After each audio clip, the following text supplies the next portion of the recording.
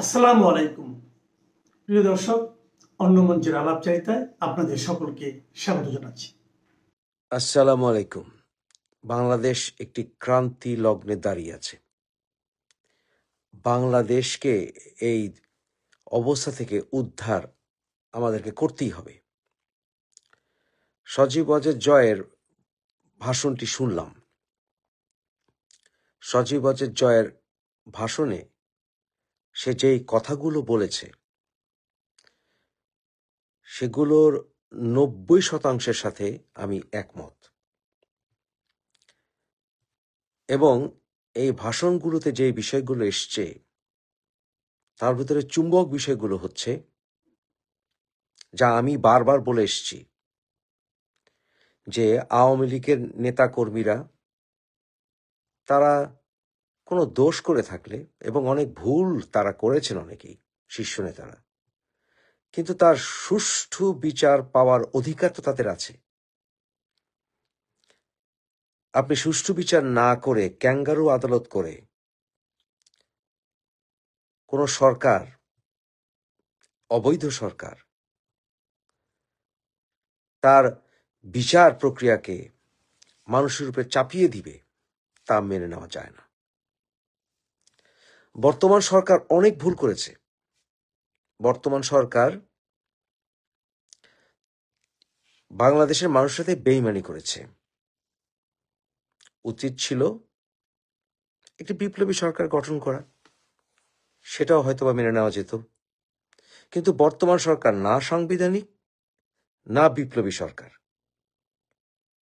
এই সরকারের আইনি কোনো ভিত্তি আমি অন্তত খুঁজে পাইনি এখন পর্যন্ত, এবং আইনের মিথ্যা অনুবাদ এবং বিকৃত অনুবাদ করে রাজনৈতিক বিভিন্ন কর্মীদেরকে বিচারক এবং প্রসিকিউটর বানিয়ে ক্যাঙ্গারু আদালত তৈরি করা, প্রতিষ্ঠা করা, এবং সেই আদালতে বিচার করলে সেই বিচার তো মেনে নেওয়া যায় না। আমি আমার চরম শত্রুও ন্যায় বিচার চাক, আমি তা বাংলাদেশের নাগরিক হিসাবে দাবি করব। আওয়ামী লীগের নেতাকর্মীরা প্রথম থেকে জুডিশিয়াল পারসিকিউশন শিকার হচ্ছে। যদি যারা বর্তমানে ক্ষমতায় প্রত্যক্ষ এবং পরোক্ষভাবে আছে তারা মনে করে যে আওয়ামী লীগ শাসন আমলে আইনের অপপ্রয়োগ বা কালো আইনের দ্বারা মানুষের উপর নিপীড়ন চালানো হয়েছে, তাহলে আমার প্রশ্ন, তার চাইতেও কি শতগুণ ভয়ঙ্করভাবে বর্তমানে বিচারিক প্রক্রিয়া চলছে না? আপনারা জানেন যে আমি সোচ্চার হয়েছিলাম সাথে সাথে শেখ হাসিনা সরকারের পতনের পরেই, যখন আসিফ নজরুল আইন নিয়ে এলো যে পুলিশ হত্যার বিচার চলবে না। আমি তখনই বলেছিলাম যে একতরফা ইনভেস্টিগেশন করে পুলিশ হত্যার বিচার না করে শেখ হাসিনা, আওয়ামী লীগ কারো বিচার হয় কিভাবে?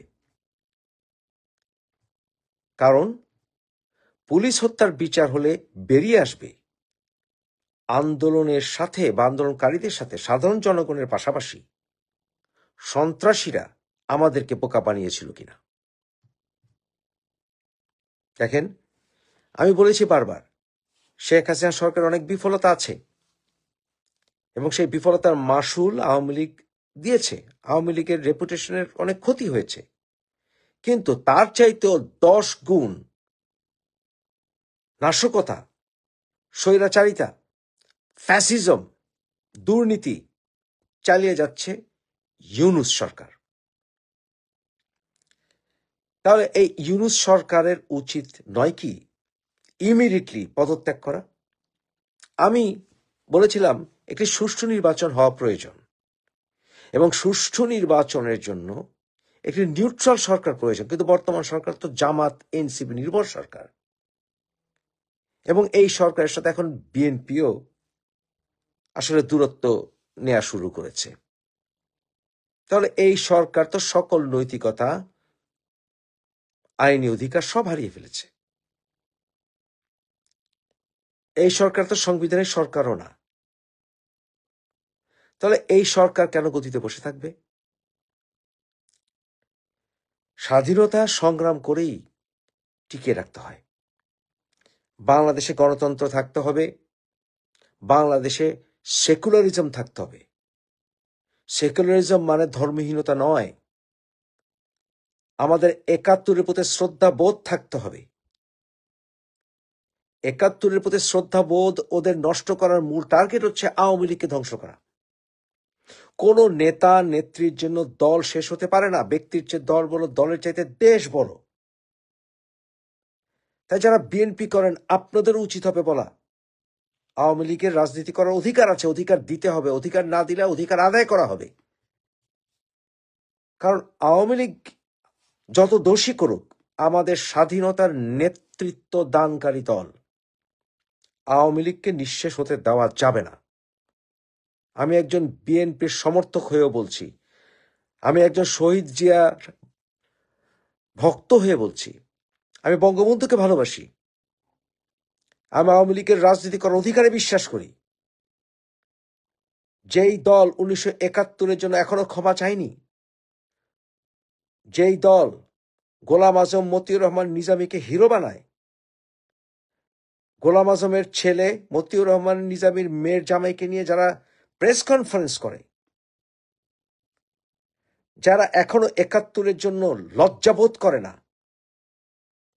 যারা বাংলাদেশকে আফগানিস্তান বানাতে চায়, ধর্মনিরপেক্ষতাকে হত্যা করে বাংলাদেশকে জঙ্গি রাষ্ট্রে পরিণত করতে চায়, সেই দল বাংলাদেশে আস্ফালন ঘটাবে এবং ক্ষমতা গ্রহণের চেষ্টা করবে। যখন স্বাধীনতার পক্ষের দল ইলেকশন করতে পারবে না, তা মেনে নেওয়া যায় না। বিএনপি নির্বাচনে আসেনি এক কথা, আর নির্বাচনে না আসতে দেয়া আরেক কথা। নির্বাচনে না আসতে দেওয়াকে মেনে নেওয়া যাবে না। তবে আজ ঢাকায় জায়গায় জায়গায় ককটেল ফুটছে, গন্ডগোল হচ্ছে, কিন্তু সাবধান থাকতে হবে যে যারা জঙ্গি, তারা কি এ সকল সন্ত্রাসী কর্মকাণ্ড ঘটিয়ে সাধারণ আওয়ামী লীগের নেতাকর্মীদের উপর দোষ চাপাতে চাইছে কিনা প্রমাণ করতে, যে আওয়ামী লীগ একটি সন্ত্রাসী দল। এই বিষয়ে তো সাবধান থাকতে হবে। কারণ ২৪-এ যারা আন্দোলন করেছিল তারা শুধু সাধারণ মানুষ ছিল, সাধারণ মানুষ ছিল অনেক, কিন্তু তাদের কোনো ব্যাকগ্রাউন্ডকে চেক করা হয়েছে? যারা বলেছে আমরা তো জঙ্গি আচরণ দেখেছি, একজন গুলি খেয়েছে, আরেকজন পাশে দাঁড়িয়েছিল, এগুলো নর্মাল আচরণ নয়। আমরা জয় বাংলা বললে আওয়ামী লীগের অ্যাক্টিভিস্ট হয়ে যাই না। জয় বাংলা স্বাধীনতার স্লোগান। আমরা ৭১-এর পক্ষে কথা বললে আওয়ামী লীগ হয়ে যাই না। আমাদের সাধারণ বাংলাদেশিরা জয় বাংলা বলবো, বঙ্গবন্ধুকে ভালোবাসবো, জিয়াকে সম্মান করব। এই করতে হলে আমাদের কোনো দলীয় ট্যাগ লাগানোর প্রয়োজন নাই। বাংলাদেশের বর্তমানে সরকার, ইউনূস সরকার, আমাদের সকল অধিকার হরণ করেছে, আমাদের ইতিহাস মুছে দিতে চাইছে। ৩২ নম্বর আমাদের তীর্থভূমি, বলতে লজ্জা পাবো কেন? ৩২ নম্বর সাথে আমাদের ইতিহাস জড়িত।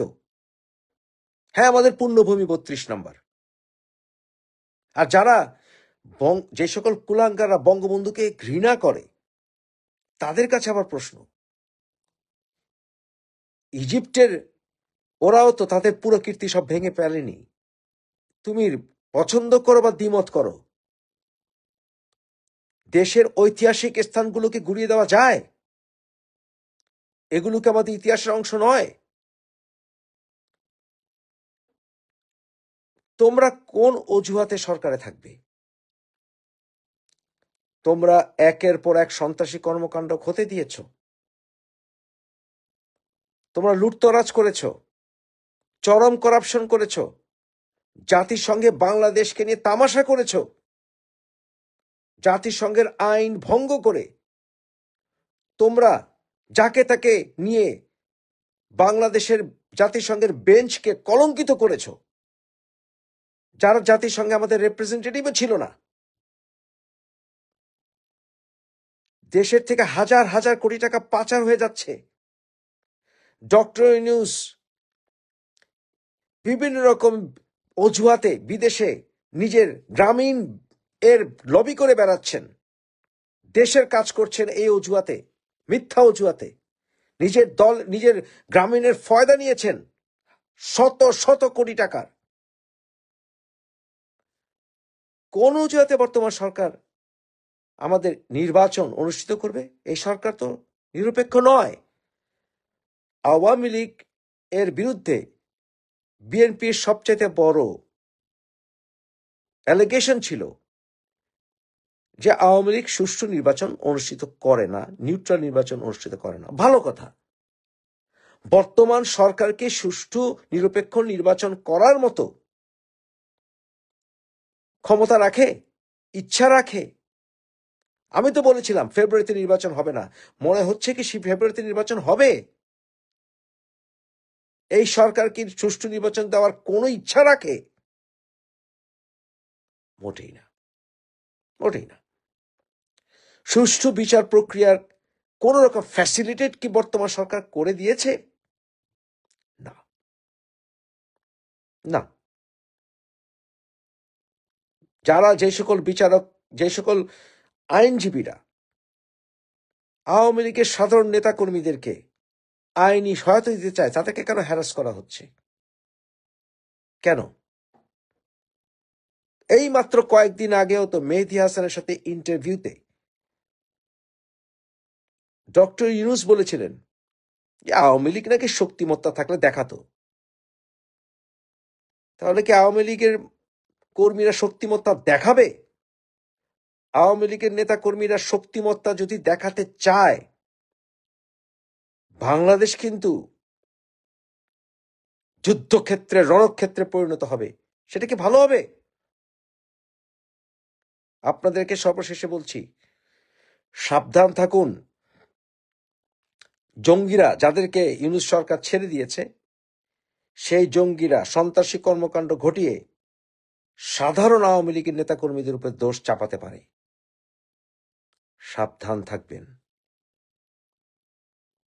বাংলাদেশের গণতন্ত্র ফিরিয়ে আনতেই হবে, স্বাধীনতার শত্রুদের পরাভূত করতেই হবে। ডক্টর ইউনূসের মুসিবতটা হলো, উনি যখন বাংলাদেশের ক্ষমতা গ্রহণ করলেন তখন ওনার মাথার উপরে, তিনি একজন দণ্ডিত মানুষ, এবং দেশের সাম্রাজ্য প্রসারের আগেই, দেশের সাম্রাজ্য প্রসারে হাত দেওয়ার আগেই তিনি তার সাম্রাজ্য থেকে তার গায়ের ময়লা ঝেড়ে ফেলতে চাইলেন।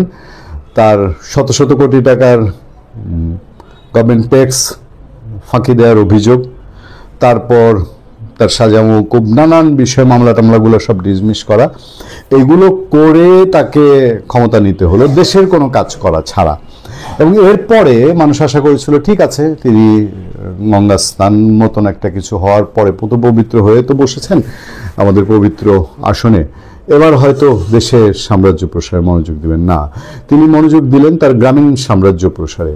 তিনি গ্রামীণ বিশ্ববিদ্যালয়, গ্রামীণ ওয়ালেট, গ্রামীণকে যত রকমভাবে সম্প্রসারণ করা যায়, এবং গ্রামীণ নামটা ডক্টর ইউনূসের পরিপূরক হয়ে তার শত্রুপক্ষের কাছে ডক্টর ইউনূসকে বধ করা, কৌশলে রাজনীতির জায়গায় ওই গ্রামীণকেও বধ করা, এটা তার প্রতিপক্ষের কাছে একটা মানে টার্গেটের বিষয় হয়ে উঠলো।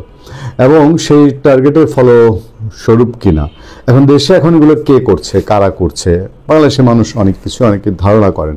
তবে রাজনীতির ভেতরে তো রাজনীতির খেলা আছে। দেখেন না, মানে বিএনপির পক্ষ থেকে, বিএনপির আপনার স্থায়ী কমিটির সদস্য আমির খসরু মাহমুদ চৌধুরী, তিনি কি বলছেন, তিনি, আমি যখন যেদিন কথা বলছি 11 অক্টোবর 2025 প্রায় সন্ধ্যা নাগাদ বিকেলবেলায়, তখন তিনি বলছেন সন্ত্রাসী কর্মকাণ্ড শুধু আওয়ামী লীগ কেন, যে কেউ করতে পারে। এবং সোশ্যাল মিডিয়ায় নানান আলাপ যে আওয়ামী লীগ এখন সন্ত্রাসী কর্মকাণ্ড করে তার ফায়দাটা কি। যাক, সে ধরে নিতে হবে বাংলাদেশে আমরা তো এটা জাহির করতে পারি না যে আওয়ামী লীগও কোনোদিন এই জর্দার ডিব্বা ধরে দেখেনি। আওয়ামী লীগের লোকজন তো আর সেই একেবারে সতীসাধ্য মানুষ না, সেই জায়গা থেকে সবার ডাউট আছে। কিন্তু কোথায় যেন একটা কিন্তু ভাবে, এত কিভাবে করছে আওয়ামী লীগ এত ধরার পরে।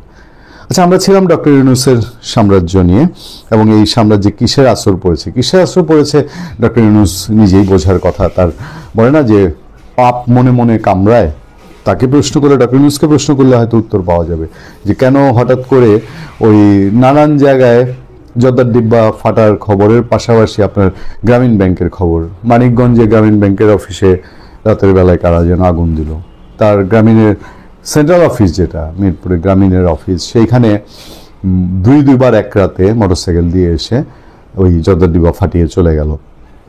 এবারের খবরটা আরো ডেঞ্জারাস, সব পত্রপত্রিকায় প্রায় লিড করেছে অনলাইন ভার্সানে। ব্রাহ্মণবাড়িয়া গভীর রাতে পেট্রোল ঢেলে গ্রামীণ ব্যাংকে অগ্নিসংযোগ। এখন উনি গ্রামীণকে সিকিউর করেছেন তার ক্ষমতা আমলে, কিন্তু এই ক্ষমতা কতদিনের? এমনিতেই তো এটা একটা টেম্পোরারি সরকার, ইন্টারিম গভর্নমেন্ট, অন্তর্বর্তীকালীন। কারণ অন্তর্বর্তী বলতে আমরা যদি 5 বছর 10 বছর বুঝি, তো পৃথিবীতে খণ্ডকালীন, স্বল্পকালীন এই শব্দের সংজ্ঞাই তো পাল্টে যায়।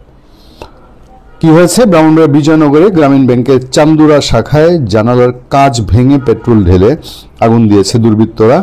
গতকাল মঙ্গলবার দিবাগত রাত 2টার দিকে এই ঘটনা ঘটে।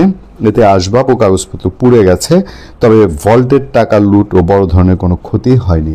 গ্রামীণ ব্যাংকে প্রচুর টাকা থাকে, সুদের ব্যবসা, সুদের ক্যাশ টাকা থাকে, সেটা আপনারা সবাই জানেন, সেগুলো অক্ষত আছে। এটা একটা শুভ খবর, ভালো খবর। ডক্টর ইউনূস সাহেব নিশ্চয়ই এতে করে একটু বিপদেও একটু সন্তুষ্টি পাইতে পারেন যে আচ্ছা, জান গেছে গেছে, চোখটা তো বাচ্চা গেছে, এরকম আর কি। এই ঘটনায় থানায় সাধারণ ডায়েরি করেছে ব্যাংক কর্তৃপক্ষ। বিজয়নগর উপজেলার চান্দুরায় এই গ্রামীণ ব্যাংকের শাখার অবস্থান। ব্যাংকের পেছনে ডরমিটরিতে ব্যবস্থাপক সহ কয়েকজন কর্মকর্তা ও কর্মচারী থাকেন। গ্রামীণ ব্যাংকের চান্দুরা শাখার ব্যবস্থাপক কলিমুদ্দিন তিনি বলছেন যে মঙ্গলবার রাত 2:05 দিকে বাইরে থেকে জানালার কাঁচ ভেঙে পেট্রোল ঢেলে আগুন লাগানো হয়। নিরাপত্তা প্রহরী বিষয়টা বুঝতে পেরে আমাদের জানান, ব্যাংকের ভেতরে গিয়ে আগুন জ্বলতে দেখি আগুনে গুরুত্বপূর্ণ নথি, শীট, গ্রাহকদের পাস কার্ড, আসবাব, জানালার কাপড় পুড়ে গেছে।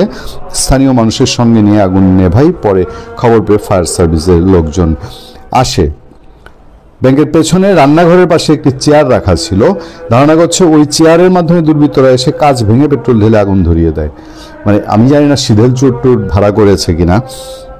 এই ঘটনায় থানায় জিডি করেছি। বর্তমানে পরিস্থিতি স্বাভাবিক, সব কর্মকর্তা কর্মচারী কাজ করছে। তিনি সহ কয়েকজন ব্যাংকের পেছনে ডরমিটরিতে থাকেন, তাই দ্রুত আগুন নেভানো সম্ভব হয়েছে। আচ্ছা, ভালো খবর। তবে আমার কাছে একটু খটকা আছে যে আগুনে নথিপত্র, শীট, গ্রাহকদের পাস কার্ড, আসবাব, জানলার কাপড় পুড়ে গেছে। এগুলো আবার গ্রাহকদের কাছ থেকে কোনো কারণে বাড়তি সার্ভিস চার্জ, সুদের সার্ভিস চার্জ চেয়ে আবার গ্রামীণ এগুলা নিজেরটা গ্রাহকদের উপরে চালাবে না, তো তাদের কাছ থেকে নেয় কিনা, গ্রামীণের যে ক্যারেক্টার সম্পর্কে আমরা শুনি জানি আর কি। বিজয়নগর থানার ওসি শহীদুল ইসলাম তিনি বলছেন, ব্যাংকে আগুনে গুরুত্বপূর্ণ নথি, ঋণের কাগজপত্র পুড়ে গেছে। ঘটনাস্থলে কয়েল জ্বলছিল, কিভাবে আগুন লেগেছে তা এখনো বলা যাচ্ছে না, পুলিশ তদন্ত করছে। ঘটনাস্থলে কয়েল জ্বলছিল, ওসি সাহেব বলছেন, কোসি সাহেব এইটা বলে কি মিন করছেন? কয়েল ওই রুমে কি কেউ থাকতো? মশা তাড়ানোর জন্য কয়েল জ্বলছিল, তাহলে তো ব্যাপারটা এরকম হয়। ওই যে আমির খুসরো মাহমুদ চৌধুরী বললেন যে শুধু এই কেন, আওয়ামী লীগ কেন আগুন লাগাবে, আরও তো অন্যান্যরা লাগায়। আবার গ্রামীণের ভেতরে কোনো কাহিনী টাহিনী নাই তো, কয়েল জ্বলছিল ওসি সাহেব যেহেতু বলছেন। যাক, ডক্টর ইউনূস সাহেবের এই সাম্রাজ্য সবাই চেনে, সবাই জানে বাংলাদেশে। ডক্টর ইউনূস গ্রামীণ ব্যাংক পরিপূরক, এই বেচেই তিনি নোবেল প্রাইজ পেয়েছেন।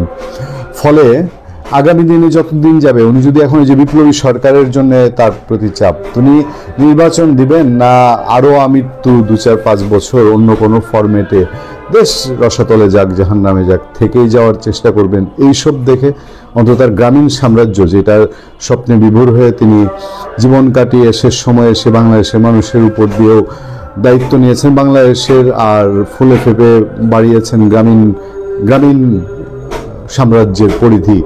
তো সেদিক থেকে কি অন্য কিছু হতে পারে?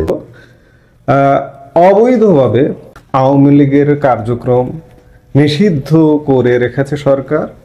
আর আওয়ামী লীগ গত 16 মাস যাবৎ নিষিদ্ধ অবস্থায়, 16 মাস নয়, এই বছরের মে মাসে আওয়ামী লীগ নিষিদ্ধ হয়েছে। এই নিষিদ্ধ থাকবার পরেও আওয়ামী লীগ জেগে উঠেছে, জোরালোভাবে কার্যক্রম চালিয়ে যাচ্ছে। এবং আগামীকাল 13 নভেম্বর ঢাকা লকডাউনের ঘোষণা দিয়েছে আওয়ামী লীগ। এই কর্মসূচিকে কেন্দ্র করে বৃহস্পতিবার ব্যাপক নিরাপত্তামূলক ব্যবস্থা নেওয়ার ঘোষণা দিয়েছে ঢাকা মহানগর পুলিশ ডিএমপি। অন্যদিকে আওয়ামী লীগ নেতারাও জোরালোভাবে জোর দিয়ে দাবি করছেন যে পরিস্থিতি যাই হোক না কেন তারা এ কর্মসূচির মাধ্যমে ঢাকাকে বিচ্ছিন্ন করে দেবেন। এর আগে গত কয়েকদিনে ঢাকা সহ বিভিন্ন জায়গায় ককটেল বিস্ফোরণ ও বাসে অগ্নিসংযোগের মাধ্যমে নাশকতার জন্য আওয়ামী লীগকে দায়ী করছে সরকার ও আইনশৃঙ্খলা বাহিনী। পুলিশ বলছে এই ঘটনার মাধ্যমে মানুষের মধ্যে আতঙ্ক ও আশঙ্কা তৈরি হয়েছে। আসলে বাসে আগুন, ককটেল বিস্ফোরণ এগুলো কি আওয়ামী লীগ করছে কিনা সে ব্যাপারে আমি বাংলাদেশের একজন নাগরিক হিসেবে প্রশ্ন রাখতে চাই যে আওয়ামী লীগের আমরা এই যে এতদিন যাবৎ যে মিছিল হচ্ছে, বিভিন্ন জায়গায় ঝটিকা মিছিল হচ্ছে, কর্মসূচি হচ্ছে, কোথাও এখন পর্যন্ত জ্বালিয়ে দেওয়ার কর্মসূচি কিন্তু দেখিনি। এই জ্বালাও পোড়া আমরা আওয়ামী লীগ সরকার যখন ক্ষমতায় ছিল তখনই বিএনপি জামাত অগ্নি সন্ত্রাস করে কুখ্যাত স্বীকৃতি অর্জন করেছে। আজকে যে বিএনপি জামাত কিংবা কোনো থার্ড পার্টি জঙ্গি সংগঠন ককটেল বিস্ফোরণ করে কিংবা বাসে আগুন দিয়ে আতঙ্ক তৈরি করছে না, এই ব্যাপারে যথেষ্ট সন্দেহ আছে। আমি প্রশ্ন রেখেছিলাম যে পুলিশ ঘোষণা দিয়েছে আওয়ামী লীগের লকডাউন থামিয়ে দেবে, আসলে কি পারবে? সত্যিকার অর্থে পুলিশের অবস্থা যদি দেখেন, পুলিশ কিন্তু প্রচণ্ড দুর্বল একটা ভিত্তির মধ্যে দাঁড়িয়ে গেছে গত 16 মাসে। গত 5 অগাস্ট সময়কালে পুলিশের উপর বর্বরোচিত হামলা করে পুলিশ মেরে ফেলানো হয়েছে। তারপর থেকে পুলিশের মনোবলটা ভেঙে ফেলানো হয়েছে এবং পুলিশের এই মনোবল আর চাঙ্গা হয়নি। এই চাঙ্গা করবার যে দায়িত্ব, যে নেতৃত্ব, নেতার, পুলিশের সেই নেতা নেই। এই মুহূর্তে আপনি যদি পুলিশের মধ্যে দেখেন যে একদম টপ থেকে আইজিপি থেকে শুরু করে বিভিন্ন ইউনিট প্রধান, বিভিন্ন রেঞ্জ ডিআইজি কিংবা মেট্রোপলিটন পুলিশ প্রধান ইত্যাদি, তারা কিন্তু অপেশাদার, অনভিজ্ঞ। তারা একটা পর্যায়ে আছে না যে একটা পর্যায়ে দায়িত্ব পালন করে এখানে গেলাম। এই মুহূর্তে এমন ইউনিট প্রধানও আছেন যিনি একটা জেলাও চালাননি, তাকে দেওয়া হয়েছে মেট্রোপলিটন পুলিশ কমিশনার কিংবা রেঞ্জ প্রধান, রেঞ্জ ডিআইজি দায়িত্ব দেওয়া হয়েছে। অনভিজ্ঞতার কারণে নানা রকম বিকৃতি ঘটনা ঘটছে, বিকৃতি কথাবার্তা বেরিয়ে আসছে। এই যে আপনারা দেখলেন যে গতকালকে সিএমপি চট্টগ্রাম মেট্রোপলিটন পুলিশের কমিশনার ডাইরেক্ট ব্রাশ ফায়ার করবার হুমকি দিয়েছেন। এটি কি কোনো পেশা সুলভ কথাবার্তা, পেশাদার আচরণ নয়। শীর্ষ নেতৃত্ব আসলে অনভিজ্ঞ এবং অপেশাদার। এই অনভিজ্ঞ অপেশাদার নেতা দিয়ে পুলিশকে একটা কন্ট্রোল, একটা শৃঙ্খলা বাহিনী আমরা আজ থেকে 1.5 বছর আগে বা তার আগে যেটি দেখেছি, সেই জায়গাটায় পুলিশ নেই। সর্বস্তরে পুলিশের মধ্যে চাকরি নিয়েই এখন একটা বিতৃষ্ণ এসে গেছে, সংশয় এসে গেছে। কারণ 5 আগস্ট পরবর্তী সময়ে বহু পুলিশ অন্যায়, একদিকে তাদের উপর হামলা হয়েছে, আহত হয়েছেন, নিহত হয়েছেন, অনেকের চাকরিচ্যুত হয়েছেন, অনেকে এখনো পর্যন্ত টেনশনে আছে যে কোনো সময় চাকরি না চলে যায়। এই যে গাজীপুরের মেট্রোপলিটন পুলিশ কমিশনার, তাকেও বলা হতো বর্তমান ব্যবস্থার পক্ষের মানুষ, কিন্তু আপনারা দেখলেন যে 2 দিন আগে তাকে চাকরি থেকে বরখাস্ত করা হয়েছে। এই কারণে চাকরি হারানোর ভয়ে ভীত পুলিশ। এই পুলিশ আওয়ামী লীগ যদি সত্যিকার অর্থে, নেতারা যেভাবে বলছেন যে সত্যিকার অর্থে যদি রুখে দাঁড়ায় কিংবা এই যে অবৈধ অন্যায়ের বিরুদ্ধে সংগঠিত হয়ে ঢাকায় আসতে পারে, পুলিশের পক্ষে সম্ভব না। আরও ইতিবাচক দিক আছে, দেখুন সেনাবাহিনী মাঠ থেকে 50% গত 5 নভেম্বর থেকেই উঠে গেছে। 30,000 মাঠে থাকতো সারা বাংলাদেশে, এখন 15,000-এরও কম সেনা, নৌ, বিমান, বিভিন্ন বাহিনী যে মাঠে ছিল। এবং গতকালকে এই যে সীমিত যে বাহিনীটা আছে বাহিরে, গতকালকে নতুন করে আবার ম্যাজিস্ট্রেসি পাওয়ার জারি হয়েছে। এটি জারি হওয়ার কথা ছিল না, এটা হবে কিনা এমন দ্বিধাদ্বন্দ্ব ছিল, এমন আলাপ আলোচনা ছিল, কারণ সেনাবাহিনী পুরোটা উঠে যাওয়ার কথা। আপনারা শুনেছেন যে সেনাবাহিনী সিদ্ধান্ত নিয়েছে যে একতরফা কোনো নির্বাচনে সেনাবাহিনী সহযোগিতা করবে না। সেই জায়গায় সেনাবাহিনী আস্তে আস্তে আসলে উঠে যাবে। কিন্তু গতকালকে অনেক দেন দরবার করে, অনেক রিকোয়েস্ট করে আবারও ম্যাজিস্ট্রেসি পাওয়ার, এবং এটি ব্যতিক্রমী। গত 1.5 বছরে প্রায় 2 মাস করে সেনাবাহিনীর ম্যাজিস্ট্রেসি পাওয়ার বাড়ানো হতো, কিন্তু গতকালকে বাড়ানো হয়েছে 3.5 মাসের জন্য, আগামী 28 ফেব্রুয়ারি পর্যন্ত। আজকে থেকে 28 ফেব্রুয়ারি পর্যন্ত ম্যাজিস্ট্রেসি পাওয়ার নিয়ে সেনাবাহিনী মাঠে থাকবে। ধরে নেওয়া হচ্ছে যে ফেব্রুয়ারির প্রথমার্ধে নির্বাচন হবে, নির্বাচন হয়ে নির্বাচন পরবর্তী সহিংসতা হবে। সেই সহিংসতা কালেও কমপক্ষে 15 দিন যাতে সেনাবাহিনী মাঠে থাকতে পারে, এই জন্য আগামী 28 ফেব্রুয়ারি পর্যন্ত ম্যাজিস্ট্রেসি পাওয়ার ঘোষণা করা হয়েছে। কিন্তু ফেব্রুয়ারিতে নির্বাচন হবে না। এই যে 3.5 মাস সময়, এর মধ্যে 1 সপ্তাহ পরে ঘটতে পারে, 1 মাস পরে ঘটতে পারে। ভিন্ন ঘটনার আভাস আমরা পাচ্ছি বিভিন্ন ক্ষেত্র থেকে। পুলিশ আছে, সেনাবাহিনী ম্যাজিস্ট্রেসি পাওয়ার নিয়ে সীমিত সংখ্যক আছে, এবং আজকে যেটি জানা গেল যে ঢাকা এবং ঢাকার আশপাশে বিজিবি নামানো হয়েছে। এতে কোনো আতঙ্কিত হওয়ার কিছু নেই যে ককটেল বিস্ফোরণ, যানবাহনে অগ্নিসংযোগের ঘটনার মতো তৎপরতা রোধ এবং নিরাপত্তা নিশ্চিতে রাজধানী ও আশপাশের এলাকায় বিজিবি মোতায়েন করা হয়েছে। আজকে বুধবার সকালে বিজিবি সদর দপ্তরের জনসংযোগ কর্মকর্তা গণমাধ্যমকে এই বিষয়টি নিশ্চিত করেছেন। রাজধানীতে 12 প্লাটুন ও ঢাকার আশপাশের জেলায় 2 প্লাটুন সহ মোট 14 প্লাটুন বিজিবি মোতায়েন করা হয়েছে। 1 প্লাটুন মানে সর্বনিম্ন জনবলের যে ইউনিটটা, বিশেষ করে আর্মি কিংবা বিজিবির সেই ইউনিটটা, এই ইউনিটে ম্যাক্সিমাম 30-40 বা 50 জন ম্যাক্সিমাম সদস্য থাকে। তাহলে 12 বা 14 প্লাটুনে কতজন সদস্য থাকতে পারে তাহলে চিন্তা করুন। তারা মোবাইল ডিউটি পালন করবে।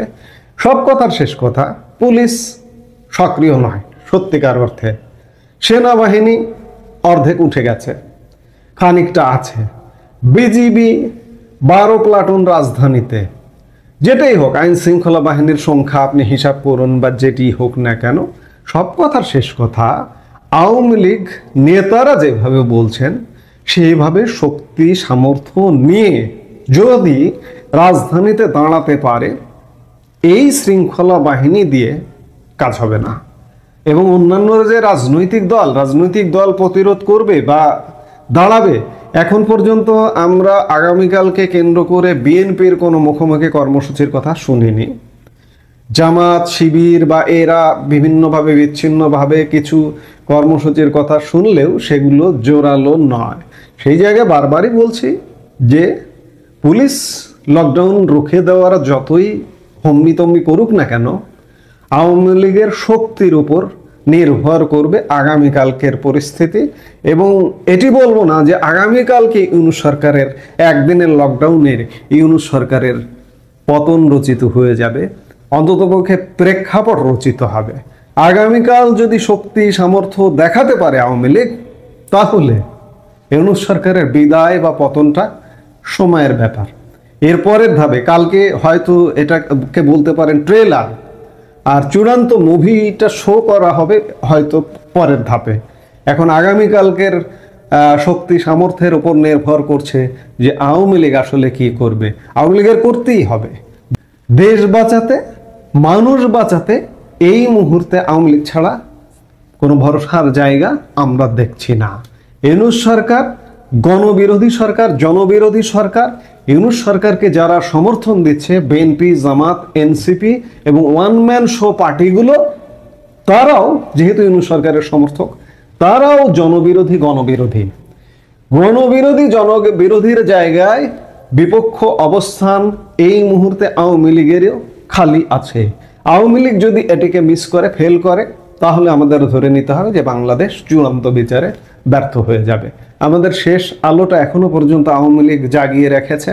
আমরা প্রত্যাশা করব শেষ পর্যন্ত আওয়ামী লীগ আগামীকালকের লকডাউন কর্মসূচি সফল করে পরবর্তী পদক্ষেপে নিয়ে যাবে।